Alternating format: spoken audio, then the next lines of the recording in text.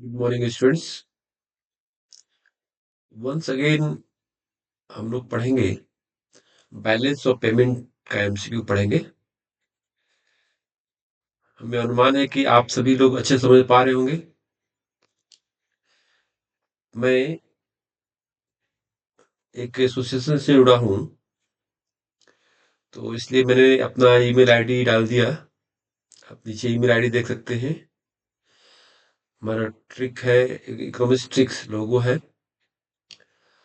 आप सभी अच्छे से जानते होंगे कि इकोनॉमिक्स में कुछ थ्योरेटिकल ऐसे क्वेश्चन होते हैं जिसको किताब को अच्छे से पढ़ लेने पर भी आंसर आ जाता है, लेकिन यदि आप ठीक से नहीं पढ़ेंगे तो आंसर में थोड़ा-सा समस्या प्रॉब्लम होगी। There will be some confusion if you are not properly studying the book. I have prepared at least 15 questions just in this slide, in which you will understand some topics easily. Later on, I will prepare more and more slides. I am trying to help you much more because ultimately I have to I have to give you some much more time through online or offline both, during classes, during the online session.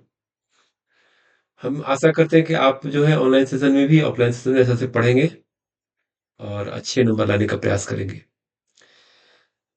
सो पहला जो topic है, आपका question आप देख सकते हैं, screen पर दिखाई पड़ रहा है। First question, the balance of payment is a critical accounting statement since it summarizes monetary transactions between two businesses. Students, you know that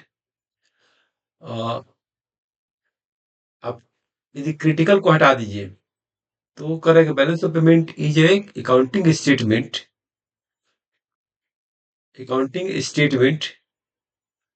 showing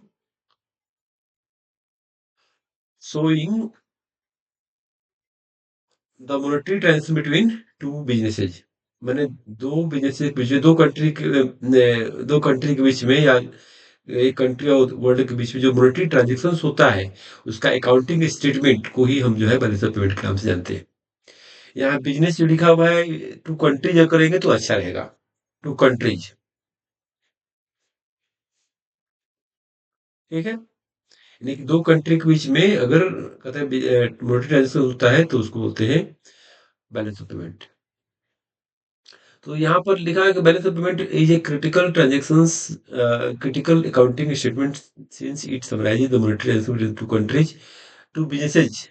अब इसमें क्या भराएगा, इसमें आप देखो ध्यान से।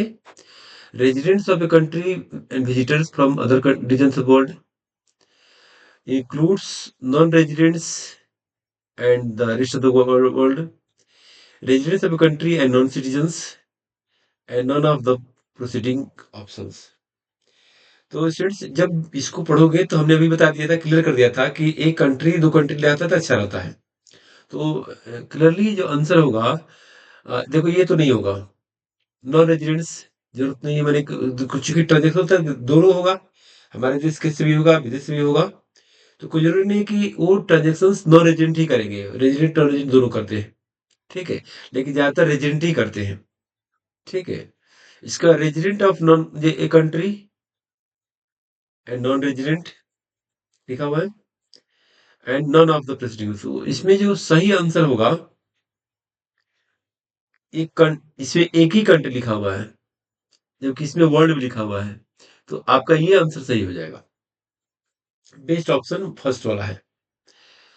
फर्स्ट वाला इसलिए मैं बता रहा हूँ क्योंकि इसमें लिखा है residents of a country and visitors from other regions of the world. मैंने जो भी कंट्री में आते हैं या कंट्री से जो कोई भी जो है बिजनेस करते हैं, तो उन बिजनेसेस के बीच में, रेजिडेंट्स और विजिटर्स के बिजनेसेस के बीच में जो अकाउंटिंग ट्रांजेक्शन्स होता है, मॉनेटरी ट्रांजेक्शन्स होता है, इसी को हम बैलेंस ऑफ पेमेंट का पार्ट मानते हैं।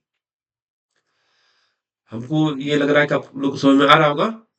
तो आप इसको ऐसे से पढ़ें तो समझ में आएगा कि balance of payment is an accounting statement showing the monetary transactions between one country and the rest of the world.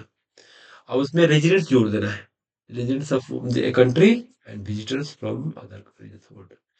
तो सही आंसर आपको स्टूडेंट्स पता चल गया होगा, है ना? सही आंसर ये है। सही आंसर लिखा हुआ है, यहाँ पर ध्यान रखो ये। ठीक है, नेक्स्ट। इस क्वेश्चन देखो ध्यान से, आपको लिखा हुआ कि measures taken to improve the negative balance of payments. Negative देखो, नेगेटिव कब होता है? जब जो है इकोनॉमिक ट्रांजेक्शंस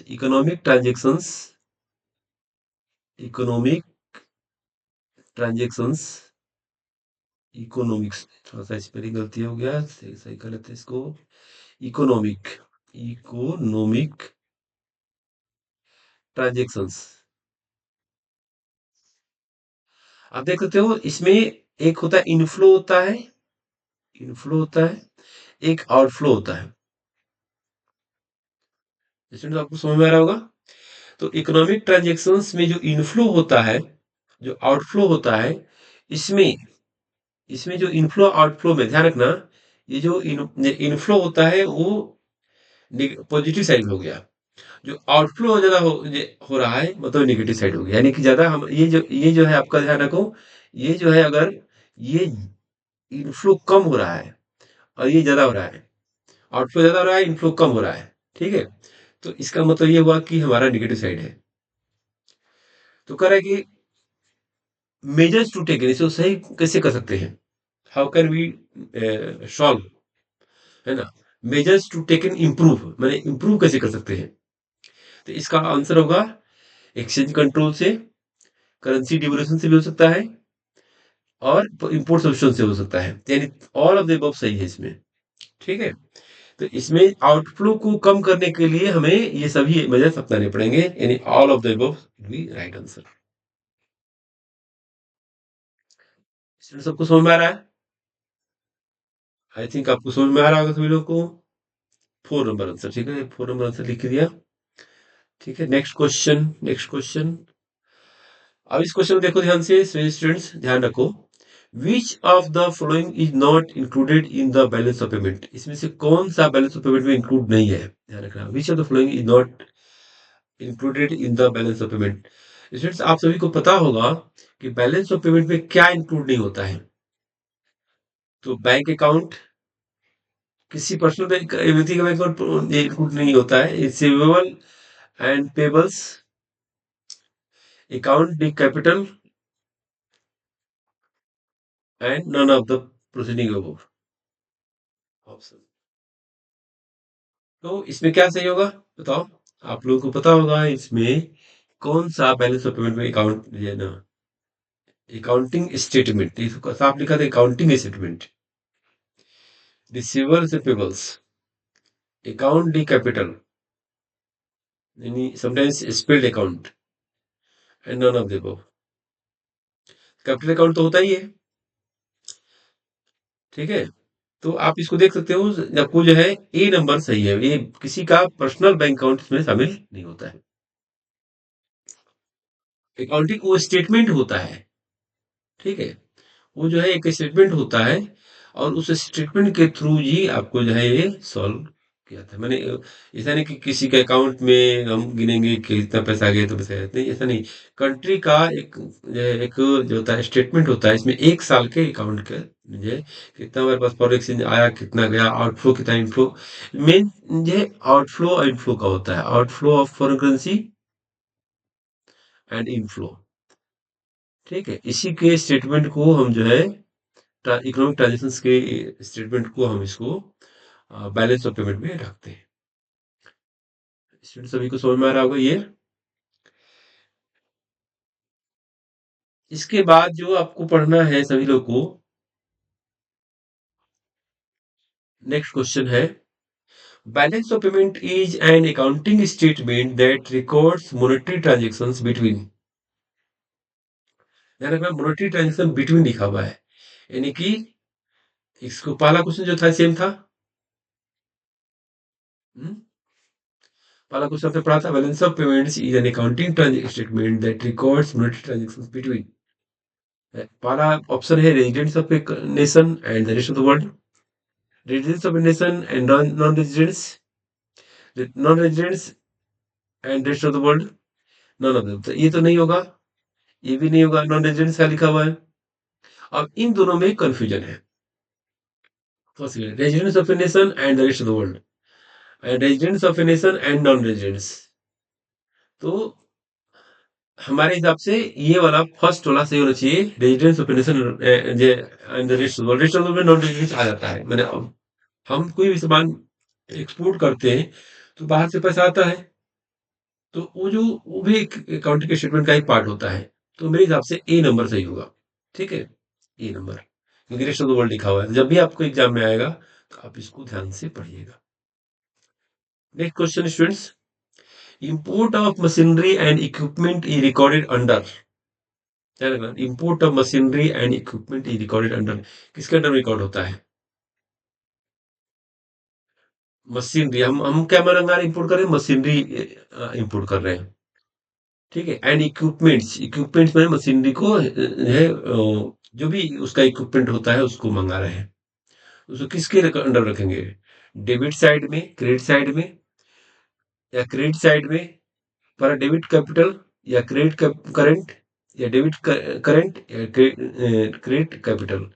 ध्यान रखो, जब भी आप कोई भी सामान मशीन मंगाते हैं तो वो तो हमारा पैसा बाहर जाता है, तो इंपोर्ट करें तो पैसा बाहर गया, तो वो तो हमारा पैसा डेबिट हो गया। ठीक है, और चूंकि आ रहा है तो वो हमारा जो है वो पैसा जो है, वो जो इनपुट आ रहा है वो करेंट अकाउंट में जाएगा, क्योंकि वो विजिबल है, सामान आ रहा है।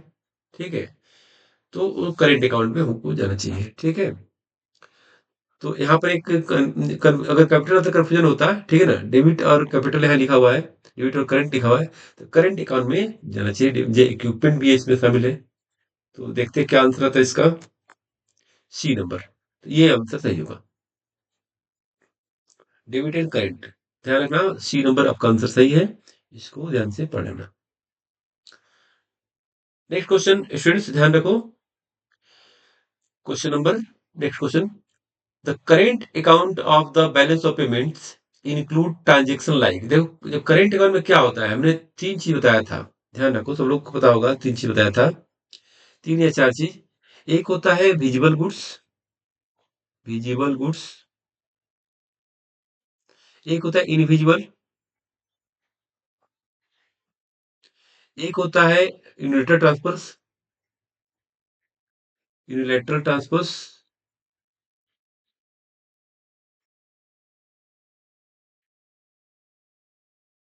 यहाँ यूनिलेटरल, यूनिलैटरल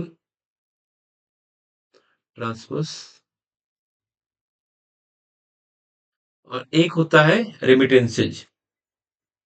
ट्रेड भी इसमें आता है, ये विजुअल गुड में ट्रेड, विजुअल ट्रेड कहते हैं इसको, मार्केटाइज ट्रेड बोलते हैं, मर्केंटाइज ट्रेड। आपको इस समझ में आ रहा होगा। और ये जो है आपका यूनिटेड ट्रांसफर्स हो गया। इसके बाद एक आ जाएगा, इसमें ध्यान रखना, एक आ जाएगा रेमिटेंसेज भी आता है, ये सभी करेंट अकाउंट में आता है। क्वेश्चन का लिखा है import and import and export of goods, पहला ऑप्शन लिखा हुआ है। दूसरा लिखा है transfer from to and from abroad, ये भी करंट अकाउंट में आता है, सही सही आंसर है। तीसरा इनकम फ्रॉम अब्रॉड, इसको रेमिटेंस बोलते हैं। तो ये तीनों सही है, मतलब ऑल ऑफ द अबव सही होगा। स्टूडेंट्स क्लियर, एवरीथिंग क्लियर, समझ में आ रहा है? तो इसको आप लोग अच्छे से पढ़िएगा। तो आंसर इज डी, डी देखो, आंसर डी लिखा हुआ है। Next question is that, next question, next question is balance of payment is an accounting statement for, अब किसके लिए होता है? बिजनेस ईयर के लिए होता है, न्यू ईयर के लिए होता है, अकाउंटिंग ईयर के लिए होता है, ऑल ऑफ द अबव हुआ। देखो इसमें आंसर सीधा सीधा सब स्पष्ट है। हमने पढ़ाया था डिफिनेशन में कि इट इज एन जे annual statement showing the item wise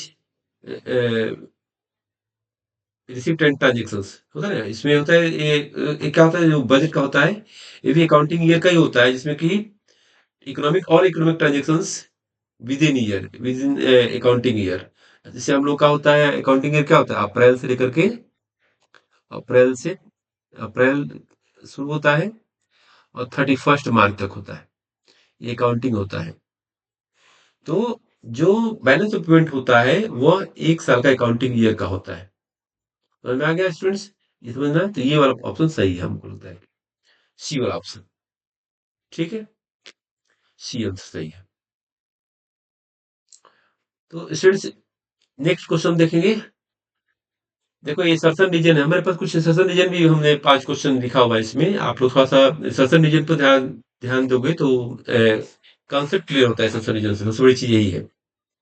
और सर्सन रीजन में क्या होता है कि 1-2 क्वेश्चन बोर्ड में आ जाते हैं, तो एमसीक्यू तो आता ही है, सर्सन रीजन भी आता है। तो ध्यान से सर्सन रीजन पढ़ेंगे। अ, ध्यान दो, पहला क्वेश्चन है, increase increase lending to abroad is recorded on the debit side of the capital account. Increase lending to abroad is recorded on the debit side of the capital account. Next जो R लिखा हुआ है, R में लिखा है lending affects the assets and liability of the economy and involves the outflow of income. अब ध्यान से देखो इसको, इंक्रीज लेंडिंग यानी कि हम बाहर से उधार दे रहे हैं, लेंडिंग कर रहे हैं टू अब्रॉड, यानी अमेरिका को दे दें, पाकिस्तान को दे दें, मालदीव को दे दें। भारत भारत लेंडिंग करता भी था, अभी नाइजीरिया गए हैं भारत सरकार के प्राइम मिनिस्टर, तो वहां पर लेंडिंग करेंगे ही। तो increase lending to abroad, abroad में हम लेंडिंग करते हैं, ये रिकॉर्डेड ऑन डेबिट साइड। वो क्या होता है, डेबिट साइड में रिकॉर्ड होता है। क्योंकि क्यों डेबिट साइड में होता है, क्योंकि हमारा आउटफ्लो हो रहा है, मनी का क्या हो रहा है, आउटफ्लो हो रहा है। तो आउटफ्लो जो होता है वो डेबिट साइड का पार्ट होता है। आउटफ्लो जो होता है वो डेबिट साइड का पार्ट होता है। आप लोग को पढ़ाए होंगे फॉरेन एक्सचेंज में, या बैलेंस ऑफ पेमेंट का अभी वीडियो भेजे कि नहीं भेजे नहीं पता, लेकिन आउटफ्लो जो होता है वो डेबिट साइड का पार्ट होता है, ध्यान रखना। तो लेंडिंग में भी तो आउटफ्लो हो रहा है, तो ये डेबिट साइड सही वाला। ये और दूसरी चीज कैपिटल अकाउंट होता है, क्योंकि हम दे रहे हैं, तो आइदर, दो चीज ध्यान रखना, कैपिटल अकाउंट में क्या होता है कि आइदर रिड्यूस एसेट और क्रिएट, आइदर क्रिएट एसेट और रिड्यूस लायबिलिटी। तो हम अगर दे रहे हैं तो हमारा एसेट क्रिएट हो रहा है ना, क्योंकि हम पैसा दे रहे हैं, हमको उसका इंटरेस्ट मिलेगा, तो एक तो एसेट क्रिएट हुआ। तो हम लेंडिंग कर रहे हैं मतलब हमारा एसेट क्रिएट हुआ, तो ये कैपिटल अकाउंट का पार्ट है। ठीक है। दूसरा, लेंडिंग अफेक्ट्स द एसेट्स, देखो ध्यान रखना, लिखा हुआ है ध्यान से, affect asset and liabilities. Liability तो इफेक्ट नहीं करता है, लेंडिंग केवल एसेट को इफेक्ट करता है, कंट्री का। And involves the outflow of the, देखो आउटफ्लो लिखा हुआ है यहाँ पर ध्यान से, आउटफ्लो ऑफ द इनकम, वह आउटफ्लो की तरफ बनता है। ध्यान रखना, लेंडिंग से क्या होता है, एसेट क्रिएट होता है, यानी कि हमारी संपत्ति तो गई, घटेगी नहीं, बढ़ेगी, तो एसेट क्रिएट हुआ। तो इसमें देखो ध्यान से, क्वेश्चन ऑल्टरनेटिव लिखा हुआ है, both session A and reason R are true, ये सही है। R is correct explanation of A, ये सही है, यानी कि हमारा लगता है सही नंबर ए होना चाहिए इसमें। आर इज नॉट करेक्ट, क्योंकि एक्सप्लेनेशन तो कर ही रहा है इसका, है ना। कैपिटल अकाउंट क्यों है, क्योंकि लेंडिंग को होता है, एसेट को क्रिएट करता है, लायबिलिटी को क्रिएट करता है। तो लायबिलिटी है, थोड़ा सा गलती है, लायबिलिटी नहीं होनी चाहिए, एसेट क्रिएट होता है लेंडिंग से। ठीक है, तो इसको ध्यान में रखना चाहिए। As to R E false, ये गलत है। As false R is true, ये भी गलत है। तो ध्यान रखना कि इसमें अगर लाइबिलिटी यहाँ पर सही मान लेगा तो ये सेंटेंस आर वाला गलती हो जाएगा, लेकिन हमको लगता है कि एसेट लिखा है, सही लिखा है, क्योंकि कैपिटल अकाउंट में क्या होता है, एसेट और लाइबिलिटी अफेक्ट लिखा हुआ है, अफेक्ट मतलब कि क्रिएट लिखा हुआ है, lending create assets and liability. ध्यान रखना, अगर क्रिएट एसेट्स है तो बिल्कुल सही है, ये सेंटेंस सही हुआ। और लाइबिलिटी लिखा है, लाइबिलिटी मतलब कि ये लाइबिलिटी मतलब कि अगर हम किसी को दे रहे हैं तो हमारी लाइबिलिटी को कम करता है, तो ये भी चीज है, क्योंकि हमारे पास इंटरेस्ट मिलेगा उसका, तो ये भी सही आंसर हो सकता है। ठीक है, तो देखते हैं आंसर क्या है। देखो नीचे लिखा हुआ आंसर, आंसर ए, ये सही है, ये वाला सही है। Option answer A, the lending to abroad results outflow of foreign currency, that अब देख सकते हो नीचे लिखा हुआ है ध्यान से, लेंडिंग टू अब्रॉड जे results outflow of foreign currency that also increases the financial assets of a country. Those foreign transactions that affect the country's financial assets comes in the capital account.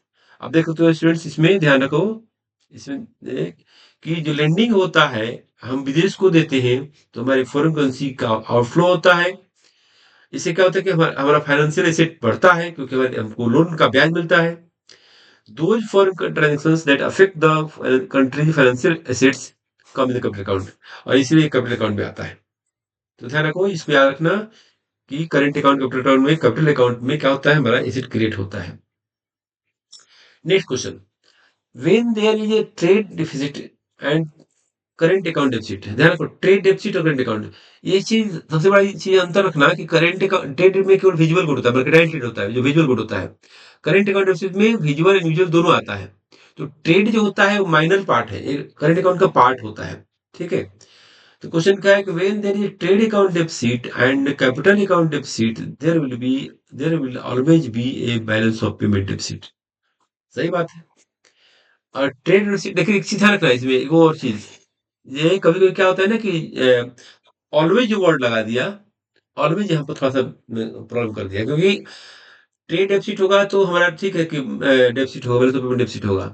Current account deficit होगा तो balance of payment deficit होगा। लेकिन कभी कभी क्या होता है, हमारे यहाँ विदेशी बहुत सारे जो एनआरआई आते हैं वहां इन्वेस्टमेंट करते हैं। तो इन्वेस्टमेंट करते हैं वो जो है आपका कैपिटल अकाउंट का होता है। जब वो इन्वेस्टमेंट ज्यादा होगा, ट्रेड डेफिसिट हो जाए कोई दिक्कत नहीं है, करंट अकाउंट डेफिसिट हो जाए कोई दिक्कत नहीं है, लेकिन अगर इन्वेस्टमेंट ज्यादा आ रहा है तो वो जो है बैलेंस ऑफ पेमेंट डेफिसिट को कंट्रोल कर लेता है। तो यहाँ जो ऑलवेज लिखा हुआ है ये थोड़ा सा मिस्टेक है। तो पहला वाला गलती हो गया, ये तो गलत हो गया हमारा। देखो थोड़ा सा के लिए गलती, खाली ऑलवेज चलते गलती हो गया।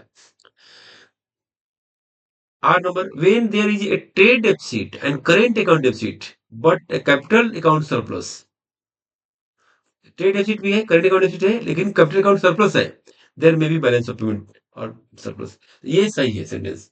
ठीक है, तो हमको लगता है कि इसमें जो A is wrong, A is false and R is true होना चाहिए। देखते हैं आंसर क्या होता है। देखो डी नंबर लिखा हुआ है नीचे, आप पढ़ सकते हो, balance of deficit,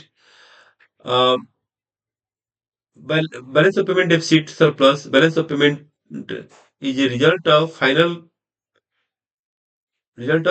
because of current and capital account both. If the capital current account is deficit but capital account is enough surplus, then it will cover the current account deficit. So balance of payment may be in surplus or balance. तो क्या होता है, जब ये होता है तो या तो बैलेंस में होगा या सरप्लस में हो जाएगा। एक चीज ध्यान रखना, क्योंकि इन्वेस्टमेंट, एक इन्वेस्टमेंट पार्ट होता है ना, इन्वेस्टमेंट, इन्वेस्टमेंट भी जो होता है वो कैपिटल अकाउंट का पार्ट होता है। अगर इन्वेस्टमेंट ज्यादा होता है हमारे देश में, मतलब कि जब ज्यादा होगा तो हमारा डेफिसिट बैलेंस पेमेंट में नहीं होगा। ये ध्यान रखना। ठीक है, समझ में आ रहा है स्टूडेंट? आई थिंक आप समझ पा रहे होंगे। Next question, export and import of machines are recorded in the capital account of the balance of payment. ठीक है, एक export and import of machines is an export and import of goods. Therefore, it is recorded in the current account of balance payment. ये सही sentence है, क्योंकि क्या होता है इसमें कि करेंट अकाउंट में ही इसको हम काउंट करते हैं। अगर एक्सपोर्ट इंपोर्ट मशीन्स को, ठीक है, अगर कैपिटल अकाउंट का मानता है। पीछे एक और क्वेश्चन था इसमें कि हमने बताया था कि वो जो है करंट अकाउंट का पार्ट है, लेकिन यहाँ कैपिटल अकाउंट को मानता है।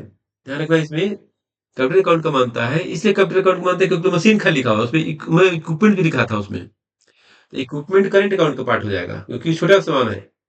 तो यहाँ पर लिखा है कि ये export import of machines are recorded in the capital account of the balance of payment account. Export and import of machines is the export and import of goods, therefore it is recorded in the current account of the balance payment. ध्यान रखना, यह जो होता है current account of balance payment पे count होता है, क्योंकि एक्सपोर्ट इंपोर्ट हो रहा है। जब भी मर्केंटाइल ट्रेड होता है, मर्केंटाइल ट्रेड जो होता है विजुअल गुड्स का ट्रेड होता है ना,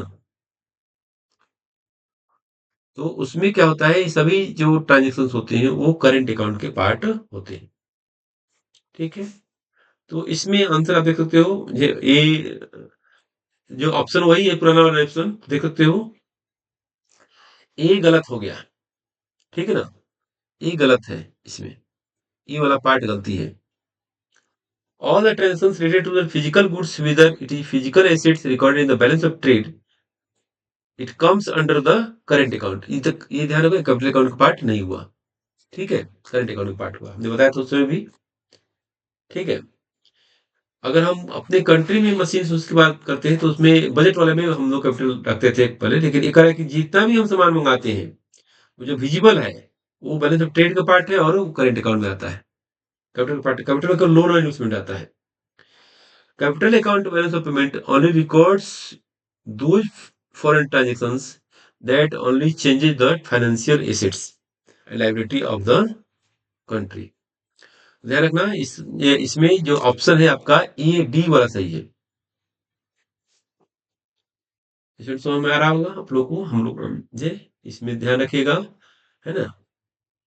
ये एक्सपोर्ट एक बार और समझा देते हैं, इसको जब समझ जाओ। एक्सपोर्ट इंपोर्ट का विजुअल गुड्स, कोई भी विजुअल गुड्स हो, वो ट्रेड में आता है, और ट्रेड में आएगा तो करेंट अकाउंट का पार्ट हो जाएगा, ठीक है? कैपिटल अकाउंट का पार्ट नहीं होगा, ध्यान रखना। इसलिए ए फॉल्स हो गया और आर सही हो गया। Next question, accommodating transactions are undertaken to make equilibrium in the balance of payment account. अब यहाँ पर लिखा है कि accommodating transactions are undertaken to make equilibrium in the balance of payment account, मतलब कि दो ट्रांजेक्शन होता है, एक एकोमोडेटिंग होता है, एकोमोडेटिंग, एकोमोडेटिंग, और दूसरा होता है ऑटोनोमस, ऑटोनोमस। तो एकोमोडेटिंग ट्रांजेक्शन जो होते हैं are taken to make equilibrium in the balance of payment. अब ध्यान रखना, जो ऑटोनोमस होता है, ऑटोनोमस में मार्केट में कोई सरकार का इंटरफेरेंस नहीं होता है, अपने आप चलता रहता है। फॉरेन एक्सचेंज मार्केट में डिमांड और सप्लाई के द्वारा जो है फॉरेन एक्सचेंज रेट डिसाइड होता है। एक ये इकोनॉमिक जो ट्रांजेक्शन होते हैं वो अपने आप होते रहते हैं। तो इसमें जो होता है, ये सरकार कोई इंटरफेयर नहीं करती है ऑटोनोमस में।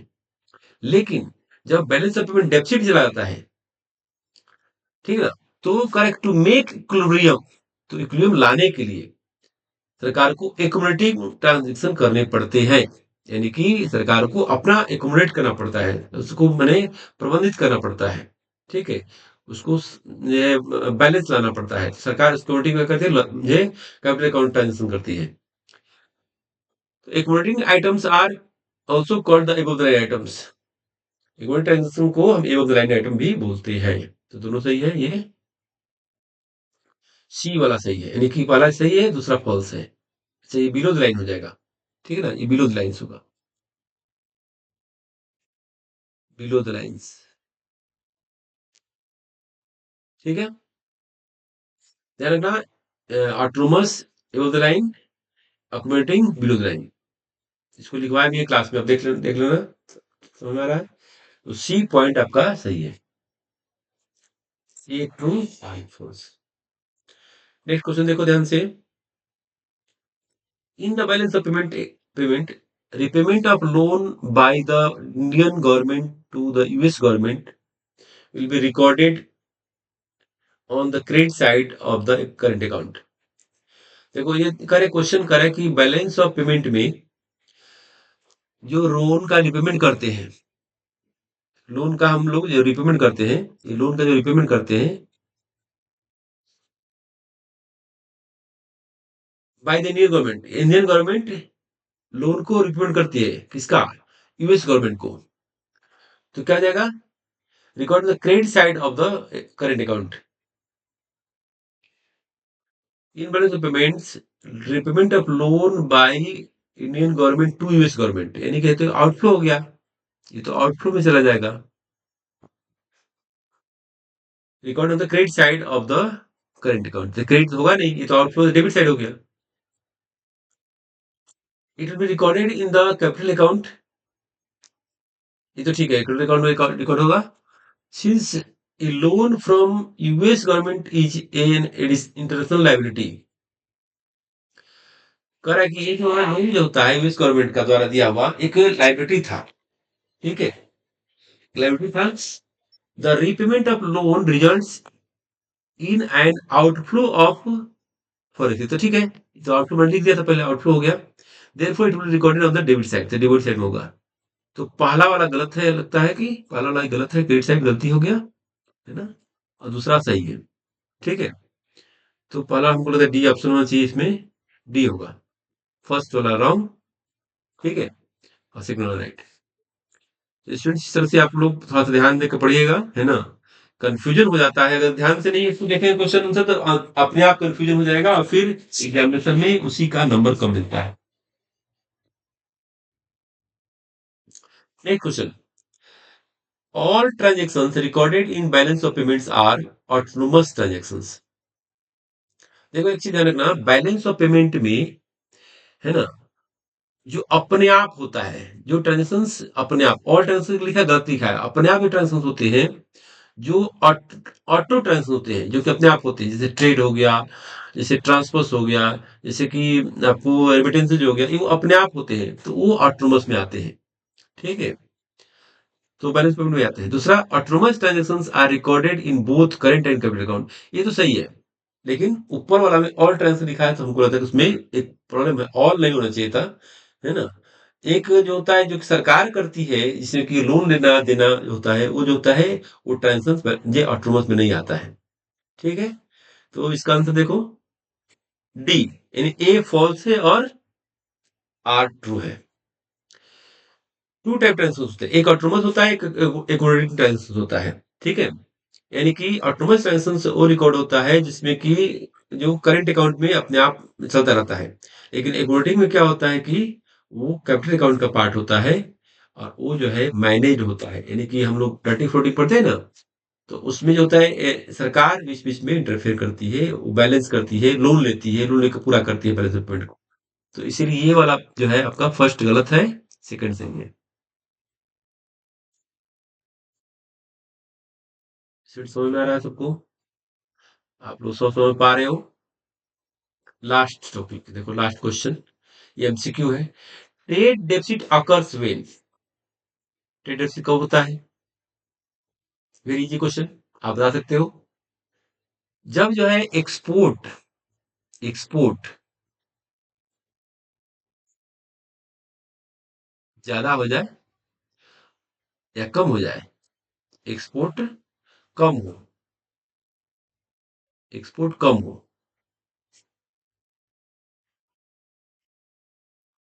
एक्सपोर्ट कम हो और इंपोर्ट ज्यादा हो जाए, ये क्या होता है? ट्रेड डेफिसिट होता है। तो क्या लिखा है इसमें? लिखा है export of goods is less than import of goods, नहीं, प्राइस जो होता है ध्यान रखना उसका, है ना, इसको ट्रेड है मैंने, इसमें विजिबल गुड्स ध्यान रखना, विजिबल गुड्स होता है, विजिबल, विजिबल आइटम यानी मर्केंडाइज आइटम। तो ये लास्ट था, हमें आशा है कि सभी लोग, आप लोग पढ़ेंगे अच्छा से, मेहनत करेंगे, और जो कुछ भी होगा, सोनू ने बोला था कि सर थोड़ा हिंदी में बता दिए, तो इस पर मैं हिंदी में थोड़ा सा मैं बोल दिया। आप लोग इंग्लिश टू इंग्लिश समझे तो और अच्छा रहेगा, है ना, हिंदी में भी बढ़िया है। आप समझिए और अच्छा से करिए, बेस्ट ऑफ लक, है ना, तैयारी करिए, बार बार इसको रिवीजन करिए, घर बैठे मोबाइल से चेक कर सकते हैं, देख सकते हैं। Thank you, thank you all.